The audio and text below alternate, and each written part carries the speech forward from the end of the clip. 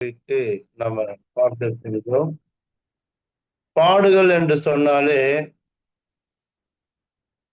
துன்பம், குறைவு, வருத்தம், துக்கம், சோதனை, புலம்பல் இது எல்லாமே பாடுகளாக தான் இருக்கக்கூடியதா இருக்கிறது. இது எல்லாம் இல்லாத ஒரு மனுஷன் அப்படின்னு சொல்லி பார்த்தீங்கன்னாக்கா நம்ம யாருமே கிடையாது. எல்லாருமே இத ஒரு காலத்துல கண்டிப்பா அனுபவிச்சிருப்போம். அடுத்தது பார்த்தீங்கன்னாக்கா இப்பயும் அனுபவிச்சுன்னு இருக்கக்கூடியவங்களா இருப்போம். அப்ப பாடுகள் இல்லாத மனிதர்களே இல்லை என்று நாம பார்க்கிறோம்.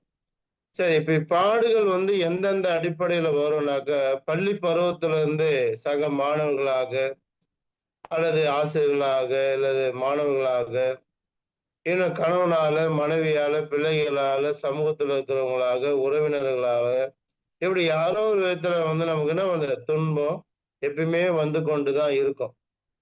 இந்த துன்பத்துல இருக்கக்கூடிய அல்லது இப்படிப்பட்ட அந்த பாடுகளினால நாம் அனுபவித்து வரக்கூடிய வாழ்க்கையை நம்ம எப்பயுமே என்ன பண்ணோம் இது கடந்து போவோம், அடுத்தது சரியாயிடும் அப்படின்னு சொல்லி நம்ம என்ன பண்றோம் போய்க்கொண்டே இருக்கின்றோம். ஆனால் இந்த பாடுகள்னாலே ஆவிக்குரிய வாழ்க்கையில நாம் என்ன கற்றுக்கொள்ள போகிறோம், ஆவிக்குரிய வாழ்க்கை நமக்கு என்ன கற்றுக் கொடுக்கிறது என்று இந்த நாள்ல நம்ம கற்றுக்கொள்ள போகிறோம்.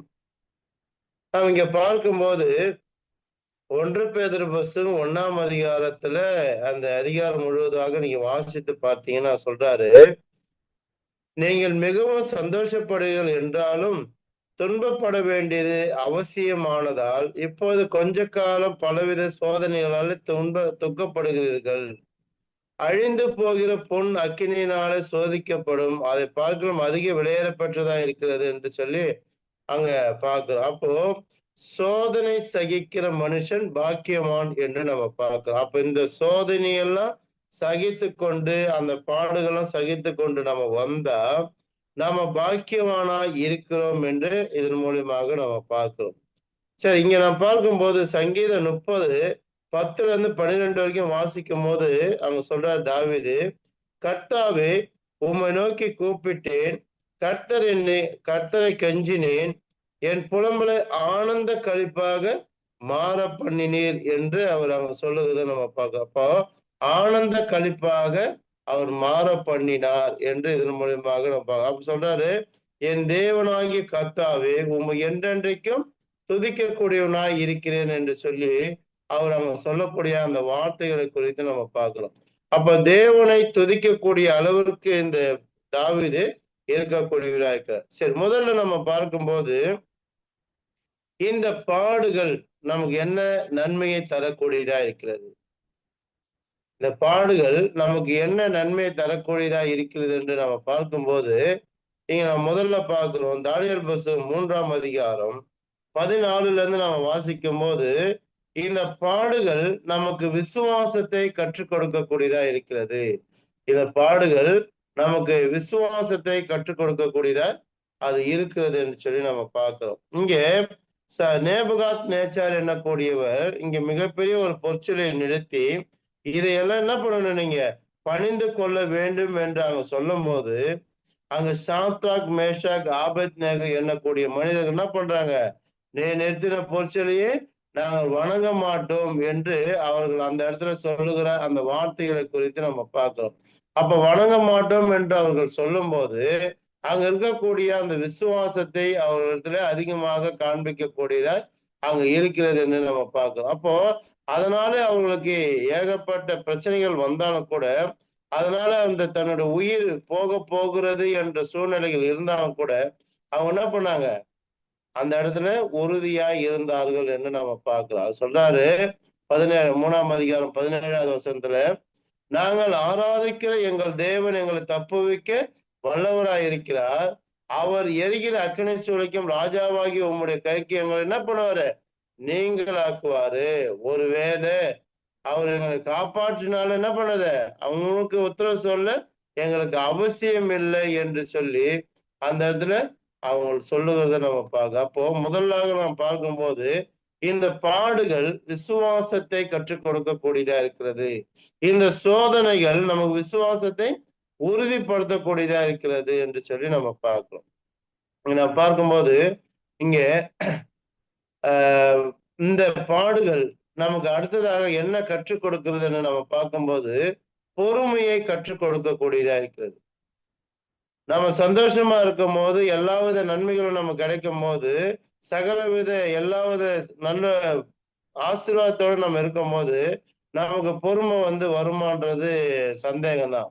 ஆனால் இந்த பாடுகள் நமக்கு பொறுமையை கற்றுக் கொடுக்கக்கூடியதா இருக்கிறது. 1 பேதுரு புஸ்தகம் 2ஆம் அதிகாரம் வசனம் 20, 21 நாம் வாசிக்கும் போது, நீங்கள் குற்றம் செய்து அடிக்கப்படும் போது பொறுமையோடு சகித்தால் அதனால் என்ன கீர்த்தி உண்டு?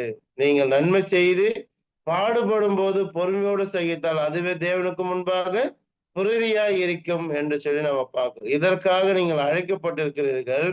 ஏனெனில் கிறிஸ்து உங்களுக்காக பாடுபட்டு நீங்கள் தம்முடைய அடிச்சுவடுகளை தொடரும்படி உங்களுக்கு மாதிரியை பின் வைத்து போனார் என்று இந்த இடத்துல சொல்லுறது நம்ம பார்க்கிறோம். அப்போ நாம் பாடுபடும் போதுதான் பொறுமையை கற்றுக்கொள்ளக்கூடியதா இருக்கிறோம் என்று நம்ம பார்க்கிறோம். சங்கீதம் 40:1 சொல்றாரு, கர்த்தருக்காக பொறுமையுடன் காத்திருந்தேன், அவர் என்னிடமாய் சாய்ந்து என் கூப்பிடுதலை கேட்டார். அப்ப தாவீதுக்கு வராத அந்த பாடுகளா, தாவீதுக்கு வராத சோதனையா நாம் பார்க்கும்போது அவர் சொல்ற, கர்த்தருக்காக நான் பொறுமையோடு காத்திருந்தேன் என்று அவர் சொல்லக்கூடியவராக இருக்கிறார்.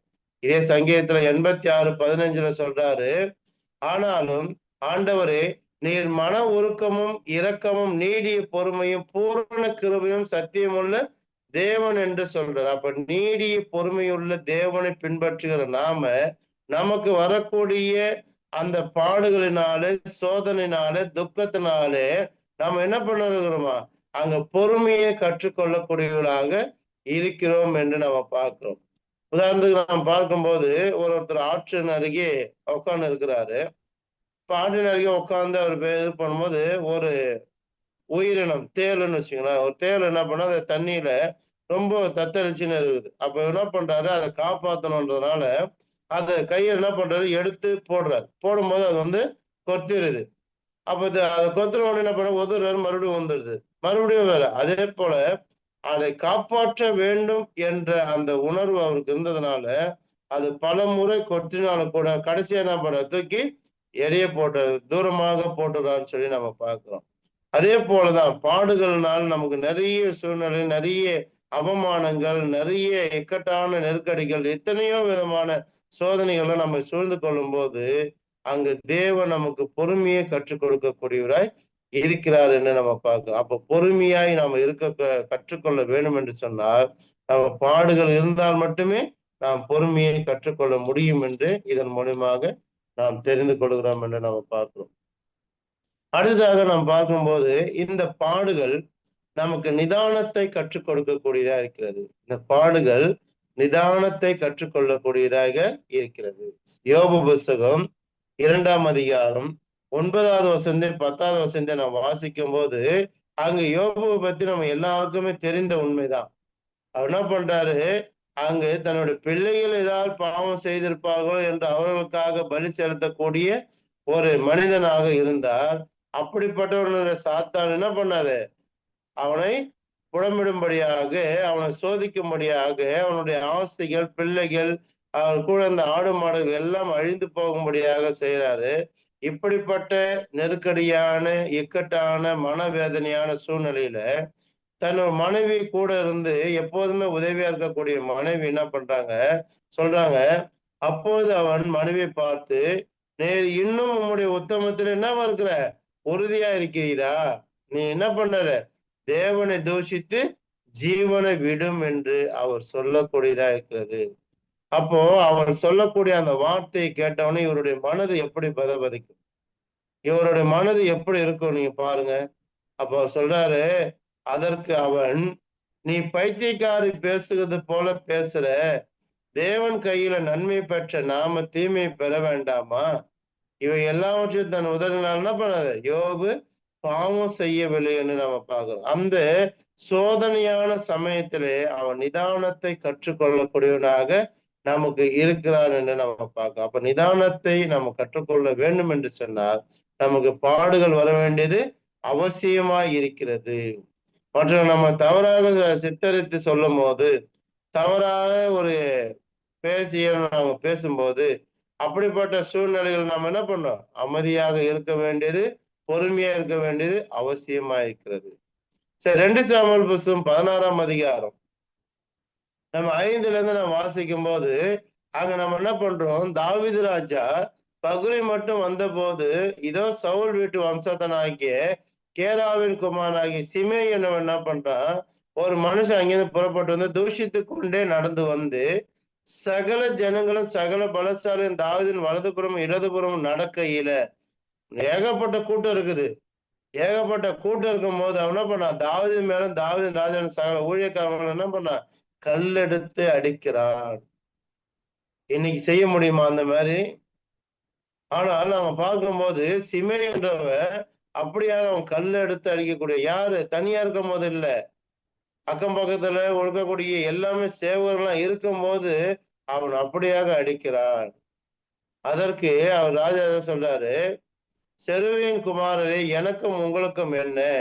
அவன் என்னை தூஷிக்கட்டும், தாவீதை தூஷிக்க வேண்டும் என்று கர்த்தர் அவனுக்கு சொன்னார். ஆகையால் ஏன் இப்படி செய்கிறார் என்று கேட்கத்தக்கவன் யார் என்றார். அந்த பொறுமை, அந்த நிதானம் நமக்கு வருமா? சும்மா ரோட்ல போகும்போது யாரோ வந்து அவன் இயற்கையாவே அவன் காரி துப்புனாக்கா நம்மளதான் பார்த்து துப்புறான்னு சொல்லி நம்ம அவன் கேட்கக்கூடியவளா இருக்கிறோம். நம்மளை பார்த்து முறைச்சாக்கா ஏன் நம்மளை பார்த்து முறைக்கிறேன்னு கேட்போம். அவனுடைய பார்வையே அப்படிதான் இருக்கும். ஆனா அவனை முறைக்கிற மாதிரி இருக்கும். அவன் ஏதாவது சாட விட்டு மத்தவங்கள பேசினா கூட நம்மள பேசுற மாதிரி இருக்கும். அப்ப நம்ம அந்த நேரத்துல பொறுமையா இருக்கிறோமா? நிதானமா இருக்கிறோமா? அப்ப இங்க தாவீதின் மூலியமாக, யோபு மூலியமாக நாம் கற்றுக்கொள்ளக்கூடியது என்னன்னு பார்க்கும்போது, அவர் என்ன பண்றாருங்க? அவ்வளவு பொறுமையாக, நிதானமாக அவர் இருந்து, அங்கு தேவனுக்கு பிரியமாக வாழ்ந்தார் என்று சொல்லி, அதன் மூலியமாக நாம பார்க்கிறோம். அதே அதிகாரத்துல 11வது வசனத்துல சொல்றார், பின்னும் தாவீது அபிசாயம் தன் ஊழியக்காரர் எல்லாரையும் பார்த்து, இதோ என் கர்ப்ப பிறப்பான என் குமாரனே, என் பிராணனை வாங்க தேடும் போது இந்த பென்யமீன் எத்தனை அதிகமாய் செய்வான். அவன் தூஷிக்கட்டும், அவனை அப்படி செய்ய கர்த்தர் அவனுக்கு கட்டளையிட்டு இருக்கிறார். அநேக குடும்பத்துல, அநேக நண்பர்களிடத்துல, அநேக சபைகளிடத்துல பிரச்சனை வரக்கூடாது என்று சொன்னா, இந்த மாதிரி ஒரு மனநிலை இருந்தா கண்டிப்பா பிரச்சனையே வராது. நம்ம மனைவி தானே சொல்றா, நம்ம கணவன் தானே சொல்றாரு, நம்முடைய பிள்ளைகள் தானே சொல்றாங்க, ஆனா நம்மளுடைய சபையார் தானே சொல்றாங்க, நம்முடைய உறவுக்கார் தானே சொல்றாரு, நம்முடைய நண்பர்கள் தானே சொல்றாங்கன்னு சொல்லி நிறைய விஷயத்தை நாம் விட்டு கொடுத்து போனாக்கா கண்டிப்பா என்ன பண்ணது, யாருக்கிட்டுமே எந்த ஒரு பிரச்சனையுமே இருக்காதுன்னு நம்ம பார்க்கிறோம். ஆனால் நமக்கு இப்படிப்பட்ட அந்த சோதனைகள், அந்த பாடுகள் வரும்போது நாம் நிதானத்தை கற்றுக்கொள்ளக்கூடியவராய் இருக்கிறோம். அப்படி நிதானத்தோடு வாழ்ந்தவர்களை பார்த்து நாமும் வாழ வேண்டியது அவசியமாய் இருக்கிறது என்று நாம பார்க்கிறோம். சரி, தொடர்ச்சியாக நாம் பார்க்கும்போது இங்கே இந்த பாடுகள் நமக்கு என்ன இருக்குது? மனம் திரும்புதலை கற்றுக் கொடுக்கக்கூடியதா இருக்கிறது. 2 கொரிந்தியர் புஸ்தகம் 7ஆம் அதிகாரம் வசனம் 10, 11 வாசிக்கும் போது, தேவனுக்கேற்ற துக்கம் பின்பு மனஸ்தாபப்படுவதற்கு இடமில்லாமல் ரட்சிப்புக்கு ஏதுவான மனம் திரும்புதலை உண்டாக்குகிறது. லௌகிக துக்கமோ மரணத்தை உண்டாக்கக்கூடியதா இருக்கிறது. அவங்க சொல்றாரு அடுத்த வசனத்துல, பாருங்கள், நீங்கள் தேவனுக்கேற்ற துக்கம் அடைந்தது உண்டோ, அது உங்களிடத்தில் எவ்வளவு ஜாக்கிரதையாயும் குற்றந்தீர எவ்வளவு நியாயம் சொல்லுதலையும் எவ்வளவு வெறுப்பையும் எவ்வளவு பயத்தையும் எவ்வளவு ஆவலையும் எவ்வளவு பக்தி வைராக்கியத்தையும் எவ்வளவு கண்டிப்பையும் உண்டாக்குகிறது. இந்த காரியத்திலே நீங்கள் எல்லா விதத்திலும் உங்களை சுத்தவான்கள் என்று விளம்ப பண்ணுங்கள் என்று நம்ம பார்க்கிறோம். அப்போ மனஸ்தாபப்படும் போது நமக்கு என்ன பண்ணுது? அது ரட்சிப்புக்கு ஏதுவான மனம் திரும்புதலை அது உண்டாக்கக்கூடியதாய் அது இருக்கிறது. பிரியமானவர்களே, நாம் பார்க்கும்போது அந்த பாடுகள் நமக்கு அநேக விஷயங்களை கற்றுக் கொடுக்கக்கூடியதா இருக்கிறது. நல்ல சுவையா வந்து நல்ல உட்கார்ந்து இருக்கும் போது வாசனையா இருக்கக்கூடிய நேரத்துல ஒரு நல்ல பிரியாணி செஞ்சு வச்சுட்டு நீ உபவாசமா இருன்னு சொன்னாக்கா அதுதான் உபவாசம். எனக்கு சாப்பாட்டுக்கே வழியில நான் உபவாசமா இருக்கிறேன்னு சொல்றது உபவாசம் அல்ல. ஏன்னா நாம் இல்லாத நேரத்துல இருக்க நம்ம பழகி கொண்டிருக்கிறோம். ஆனால் இருந்தும் இல்லாத நேரங்களில பழகுவதற்கு நாம் அநேக நேரங்களிலே முன் வருவது கிடையாது. அதே போலதான் நீங்க சொல்றாரு, நாம் பாடுகளை சகிக்கும் போது பாடுகளை அனுபவிக்கும் போது நமக்கு பொறுமையை கற்றுக்கொள்ளுகிறோம், நிதானத்தை கற்றுக்கொள்ளுகிறோம், அடுத்தது மன விசுவாசத்தை கற்றுக்கொள்ளக்கூடியவராக இருக்கிறோம், இங்கே மனம் திரும்புதலை கற்றுக்கொள்ளக்கூடியவராக இருக்கிறோம் என்று சொல்லி நம்ம பார்க்கிறோம். சரி, அடுத்ததாக நம்ம பார்க்கும்போது இந்த பாடுகள் நாம ஜெபத்திலே உறுதியாய் இருக்க கற்றுக் கொடுக்கக்கூடியதா இருக்கிறது. சந்தோஷமான சூழ்நிலையிலும் துக்கமான சூழ்நிலையிலும் அல்லது வருத்தமான இருக்க சூழ்நிலை தேவனிடத்துல நாம் எப்போதுமே தொடர்புள்ளவர்களாக, பேசக்கூடியவர்களாக, ஜபிக்கக்கூடியவர்களாக நாம் எப்போதுமே இருக்க வேண்டியது அவசியமா இருக்கிறது. நிறைய நேரங்கள்ல நாம் சந்தோஷமா இருக்கிற போது தேவனுக்கு பதில் செய்வதில்லைன்னா அங்க அவரிடத்துல பேசுவது கிடையாது. ஆனா ஒரு சூழ்நிலை கஷ்டம் வரும்போது, ஒரு துன்பம் வரும்போது எனக்கு இப்படி ஆயிடுச்சு அப்படி ஆயிடுச்சுன்னு சொல்லி நாம என்ன பண்றோம்? புலம்பக்கூடியவர்களா இருக்கிறோம். ஆனால் இங்க ஒருத்தரை குறித்து நம்ம பார்க்கும்போது 2 ராஜாக்கள் புஸ்தகம் 20ஆம் அதிகாரம் 1-6 வரைக்கும் நான் வாசிக்கும் போது அவங்க சொல்றாரு, எசேக்கியா என்னக்கூடிய ஒரு ராஜா வியாதிப்பட்டு இருக்கும் போது அங்க ஏசாயா தீர்க்கதரிசி போய் அவர் என்ன சொல்றாரு, நீ என்ன பண்ண, வீட்டு காரியங்களை ஒழுங்குபடுத்து, இனி யாராருக்கு சொத்து எழுதி வைக்க போறியோ, யாராருக்கு எந்தெந்த பங்கு கொடுக்க போறியோ, அல்லது எப்படி என்ன செய்ய போறியோ, நீ எப்படி வேணா என்ன பண்ண செய்ய. ஏன்னா நீ சாக போற, நீ செத்துட்டனாக்கா அதெல்லாம் செய்ய முடியாது, அதனால நீ இப்ப என்ன பண்ண, ஒழுங்குபடுத்து அப்படின்னு சொல்லி சொல்றாரு. அவர் சொல்லிட்டு அவர் என்ன பண்றாரு, அவர் தன் வெளியே கூட வரல, அந்த முற்றத்தை விட்டு வெளியே கூட வரல. அதுக்குள்ள இவர் என்ன பண்றாரு, எசேக்கியா தன் முகத்தை சுவர்புறமாக திருப்பி கொண்டு கர்த்தரை நோக்கி, கர்த்தாவே, நான் உமக்கு முன்பாகவும் நான் உமக்கு முன்பாக உண்மையும் மன உத்தவமாய் நடந்து உமது பார்வைக்கு நலமானதை செய்தேன் என்பதை நினைத்தள்ளும் என்று விண்ணப்பம் பண்ணினான். எசேக்கியா மிகவும் என்ன பண்ண, அழுதான் என்று சொல்லி நம்ம பார்க்கிறோம். உமக்கு முன்பாக நான் உண்மையா இல்லையா, மன உருக்கமா இல்லையா, நலமானதை நான் செஞ்சேனே, அதனால என் மேல கருணை வைக்க கூடாதா, நான் திடீர்னு செத்துட்டா என்ன பண்றது அப்படின்னு சொல்லி கெஞ்சுறார்.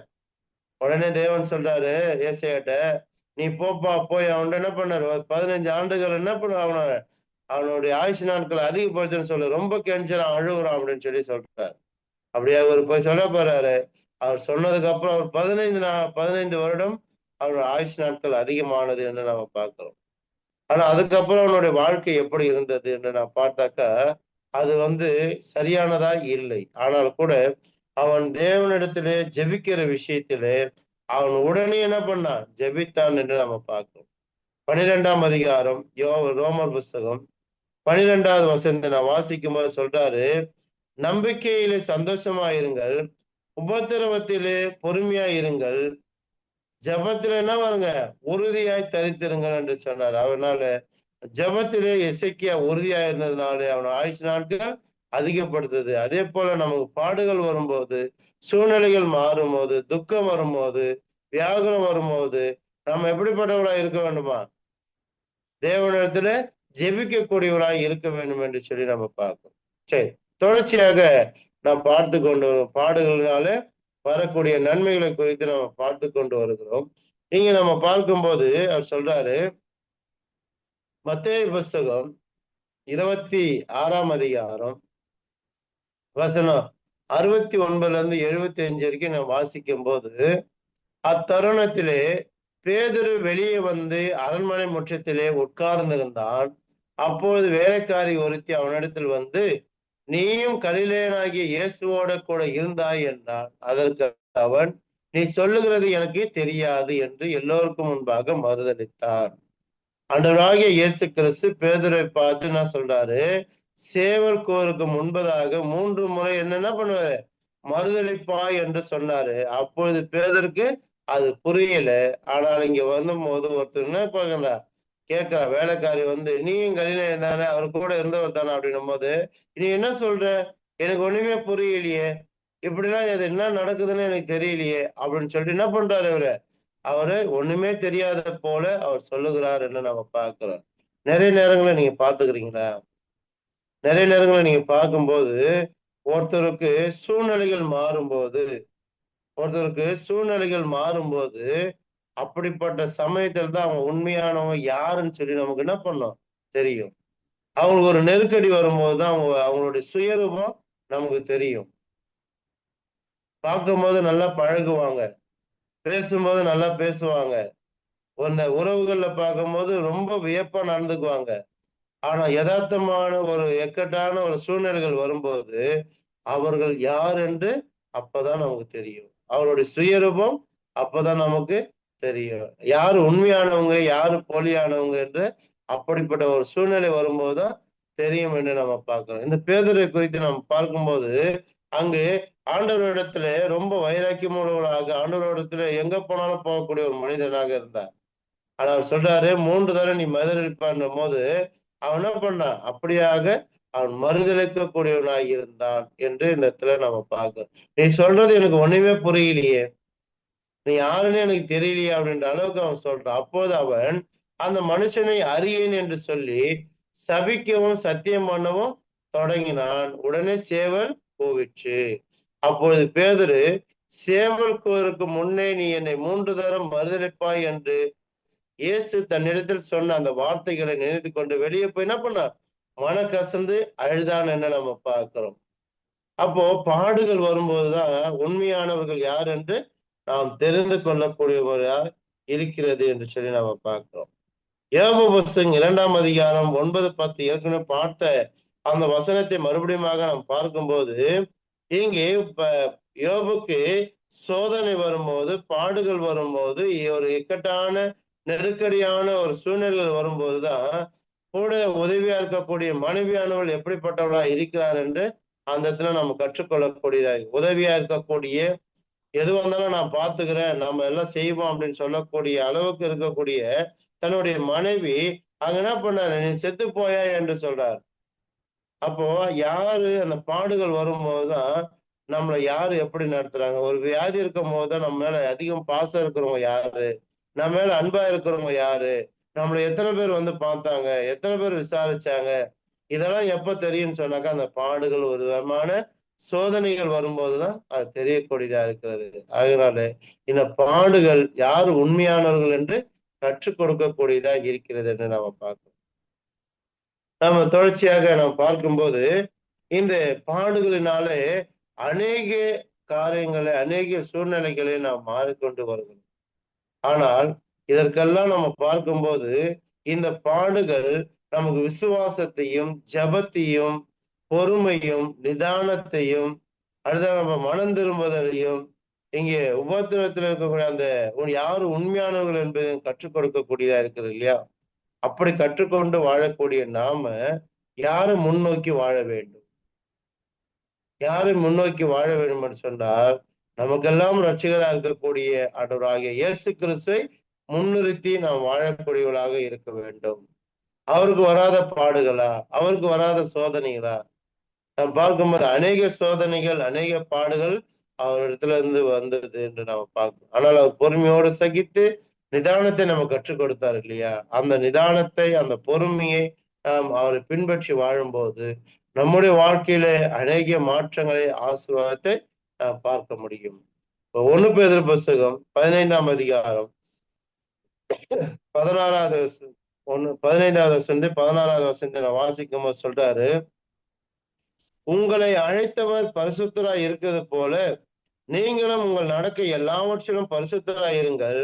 நான் பரிசுத்தர் ஆகியால் நீங்களும் பரிசுத்தராயிருங்கள் என்று என்ன பண்ணுது?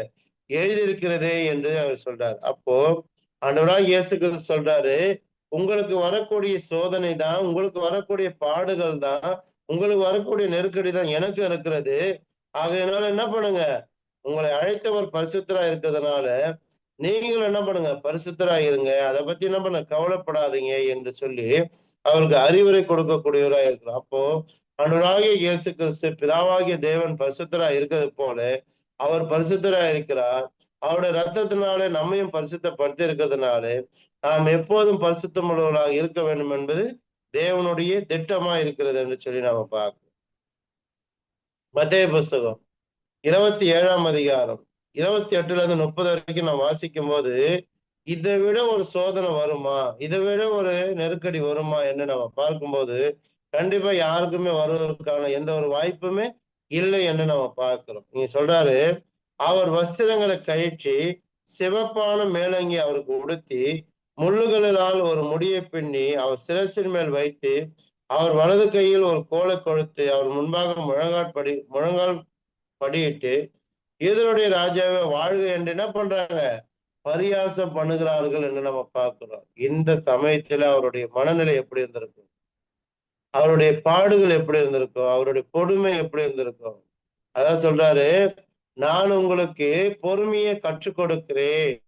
உங்களுக்கு முன்பதாக வாழ்ந்து நான் இப்படிப்பட்ட சூழ்நிலைகள்ல நான் சகித்து வந்திருக்கும் போது நீங்களும் அப்படி செய்யுங்க. ஏன்னா இந்த உலகத்துல உங்களுக்கு என்ன பண்ணுது, கண்டிப்பா உபத்திரம் உண்டு என்று சொல்லி அவர் சொல்றாரு. ஆனா நான் உலகத்தை ஜெயித்தேன் என்று அவர் சொன்னதுனால அந்த பாடுகளை பொறுமையை இயேசு கிறிஸ்து மூலமாக நாம் கற்றுக்கொள்ள முடியும். அந்த சூழ்நிலைகள் வரும்போது அவர் பொறுமையா இருந்தார் என்று நம்ம பார்க்கிறோம். அடுத்ததாக நாம் பார்க்கும்போது ஆண்டவராகிய இயேசு கிறிஸ்து கீழ்ப்படிதலை கற்றுக் கொடுக்கக்கூடியவராய் இருந்தார். பிலிப்பியர் 2ஆம் அதிகாரம் 6-8 வரைக்கும் நாம் வாசிக்கும் போது, அவர் தேவனுடைய ரூபமாய் இருந்தும் தேவனுக்கு சமமாய் இருப்பதை கொள்ளையாடின பொருளாக எண்ணாமல் தம்மைத்தாமே வெறுமையாக்கி அடிமையின் ரூபம் எடுத்து மனுஷ சாயலானார். அவர் மனுஷ ரூபமாய் காணப்பட்டு மரண பரியந்தம், அதாவது சிலுவையின் மரண பரியந்தம் கீழ்ப்படைந்தவராகி தம்மைத்தாமே என்ன பண்ணியிருக்கிறாரு,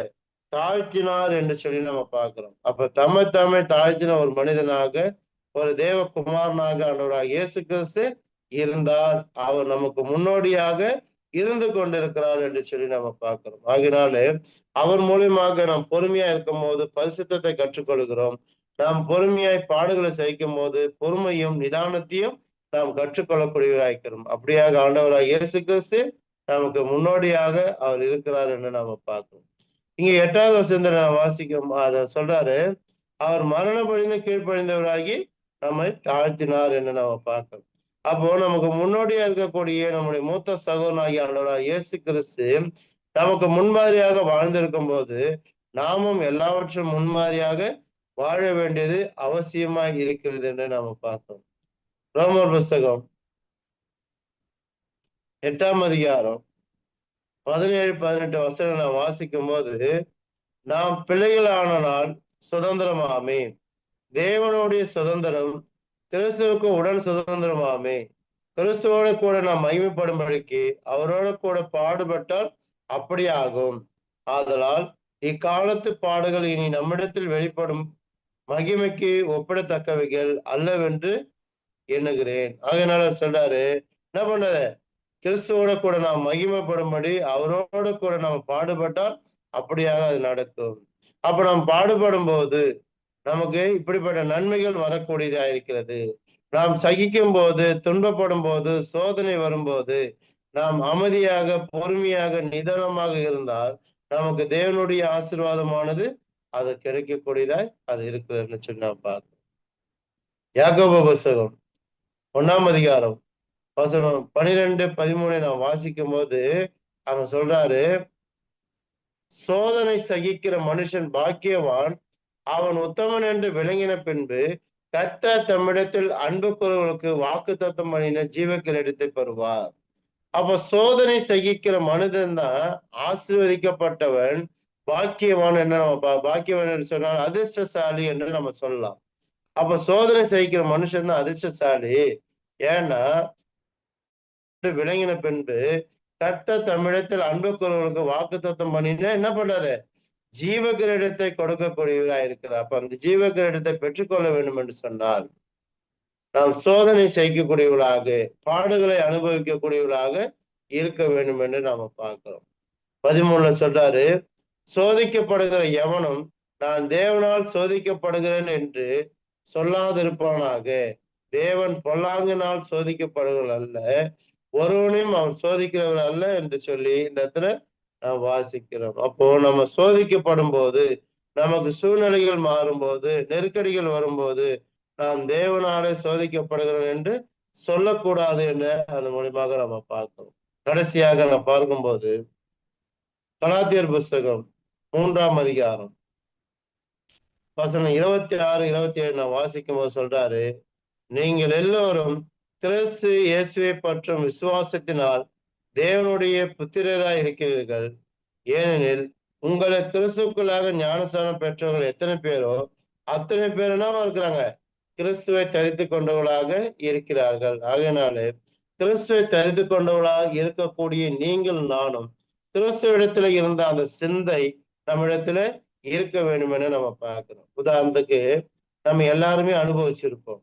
நம்முடைய உறவுக்காரங்களோ நண்பரிடத்துலயோ அல்லது நம்ம உடலிலேயோ நம்ம பார்க்கும்போது நம்ம மாற்றத்தை அனுபவிச்சிருப்போம். உதாரணமாக ஒருத்தவங்களுக்கு பிறந்ததுல இருந்தே ஒரு ரூம்ல அடிச்சு வச்சா கூட வேர்வை வராது. ஒரு வேர்வை வரவே வராது. எப்போதும் மேல காலையில எப்படி இருக்கிறாங்களோ அதே மாதிரி ஃப்ரெஷ்ஷா இருப்பாங்க. ஆனால் அவர்களுக்கு ஒரு அறுவை சிகிச்சை நடக்குதுன்னு வச்சுங்களேன். ஒரு அறுவை சிகிச்சை நடந்து ரத்தம் மாற்றிட்டாக்கா அவங்களோட உடல்ல நீங்க பாத்தீங்கன்னாக்கா மாற்றம் வருது. மாற்றம் ஏற்கனவே அவங்களுக்கு வேர்க்கவே வேர்க்காது. ஆனா இப்போ கொஞ்சம் ஏதாவது ஒரு புழுக்கமான இடத்துல இருந்தா கூட அதிகமாக வேர்க்குது. ஃபுல்லா அதிகமாக தண்ணி ஊத்துற அளவுக்கு வேர்க்கக்கூடியதா இருக்கு. எதனால இந்த மாற்றம்? ஏற்கனவே ஒரே உடம்புதான். ஏற்கனவே இருந்ததுக்கும் இப்ப இருக்கிறதுக்கு என்ன மாற்றம்னா, அவர்கள் உடலிலே அறுவை சிகிச்சை செய்யும்போது, அவர்களுக்கு உட்படுத்தின அந்த ரத்தத்தினாலே அந்த மாற்றங்கள் வந்தது. அந்த ரத்தம் இருக்கிறவங்களுக்கு இருந்த அந்த ப வேர்வை வரக்கூடிய அந்த சூழ்நிலை எல்லாமே, இவர்களுக்கு அந்த ரத்தத்தை ஏத்துனதுனாலே அது நடந்தது என்று நம்ம பார்க்கிறோம். சரி, எதற்காக நம்ம இந்த நேரத்துல பார்க்கிறோம்னு சொன்னா, ஆண்டவராகிய இயேசு கிறிஸ்துவினுடைய விலையேறப்பட்ட இரத்தத்தினாலே நாம கழுவி சுத்திகரித்து நாம் என்ன பண்றோம், அவரால் மீட்கப்பட்டிருக்கும் போது அவருடைய சிந்தை, அவருடைய எண்ணம், அவருடைய நடக்கை, அவருடைய பேச்சு எல்லாமே நம்முடைய உடலிலே ஓடக்கூடியதா இருக்கிறது. அப்படி இருக்கக்கூடிய பார்க்கும்போது அவர் பரிசுத்தமுள்ளவராய் இருந்தார், பொறுமையாய் இருந்தார், நிதானத்தோடு இருந்தார், ஜபத்திலே உறுதியாய் இருந்தார். அவர் என்ன பண்ண சோதனை சகித்தார். அப்படிப்பட்ட அவரை போல அவருடைய ரத்தத்தை நம்முடைய உடலில் ஏற்றிருக்கும் போது, அவருடைய சிந்தையை போல நாம் வாழும்போது தேவன் நம்மளை அதிகமாக ஆசீர்வதிக்கக்கூடிய. அப்போ ஒவ்வொரு மனுஷனுக்கும் பாடுகள் வருவது என்பது ரொம்ப சுலபமானது. பாடுகள் வரும். அந்த பாடுகள்னாலே அவன் நன்மைகளை கற்றுக் கொடுக்கக்கூடியவராக கற்றுக் கொடுக்கக்கூடியவனாக இருக்கிறான் என்று நம்ம பார்க்கிறோம். ஆகையினால இதனால நம்ம பார்த்த இந்த பாடுகள்னால வர நன்மைகளோட நம்முடைய வாழ்க்கையிலும் அது வரக்கூடியதா இருக்கிறது. அதை நாம் தெரிந்து கொண்டு அங்கு தேவனுக்கு பிரியமாக வாழ நாம் பிரயாசப்படுவோம். பொறுமையாய் கேட்ட உங்கள் அனைவரையும் தேவன் தாமே ஆசீர்வதிப்பாராக. இன்றைய நாள்ல பேசுவதற்கு வாய்ப்பு கொடுத்து அருமையான சபையாருக்கும் பொறுமையா கேட்ட உங்கள் அனைவருக்கும் இன்றைய நாள்ல பேசும்படியாக அடியனுக்கு ஞானத்தை கொடுத்த பிதாவாகிய தேவனுக்கு அனுராகிய இயேசு கிறிஸ்து மூலமாக நன்றியும் வாழ்த்துரை தெரிவித்துக் கொள்கிறேன். நன்றி. கர்த்தருடைய நல்ல ஆலோசனையில வழிநடத்தினா தேவன் ஆசீர்வதிக்கப்படுவாராக.